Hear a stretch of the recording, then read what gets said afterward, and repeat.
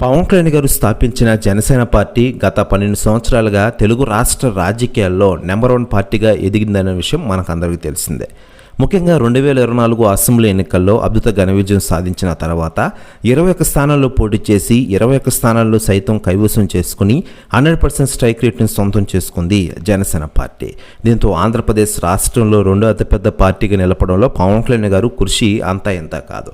మరోవైపు పవన్ కళ్యాణ్ గారు స్థాపించిన ఈ జనసేన పార్టీలోకి గత కొన్ని సంవత్సరాలుగా చేరికలు కూడా బాగా పెరిగిపోయిన విషయం విదితమే. ముఖ్యంగా టాలీవుడ్ ఇండస్ట్రీలోని సెలబ్రిటీలు, పలువురు పార్టీల రాజకీయ నాయకులు కూడా జనసేన పార్టీ వైపు చూస్తున్న విషయం విదితమే.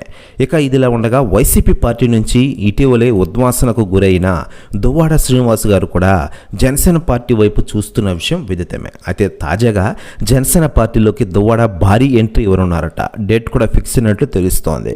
అయితే దీనిపై అధికార ప్రకటన త్వరలోనే రానుంది. ప్రస్తుతం న్యూస్ కూడా తెగ వైరల్ అవుతోంది టోటల్ ఆంధ్రప్రదేశ్ రాష్ట్ర రాజకీయాల్లో. మరోవైపు పవన్ కళ్యాణ్ గారు ప్రస్తుతం ఆంధ్రప్రదేశ్ రాష్ట్ర ఉప ముఖ్యమంత్రి హోదాలో ప్రజలకు మెరుగైన సేవలు అందిస్తూ వెళ్తున్న విషయం విదితమే. రాష్ట్రంలో ఎక్కడ చూసినా పవన్ కళ్యాణ్ గారి పేరు బాగా వినబడుతోంది. ముఖ్యంగా ఆంధ్రప్రదేశ్లోని పల్లెల ప్రగతిపై దృష్టి సారించారు మన పవన్ కళ్యాణ్ గారు. దీంతో ఆటోమేటిక్గా ఆంధ్రప్రదేశ్ కూడా అభివృద్ధి చెందుతుందని పవన్ కళ్యాణ్ గారు భావిస్తున్న విషయం మనకందరికీ తెలిసిందే.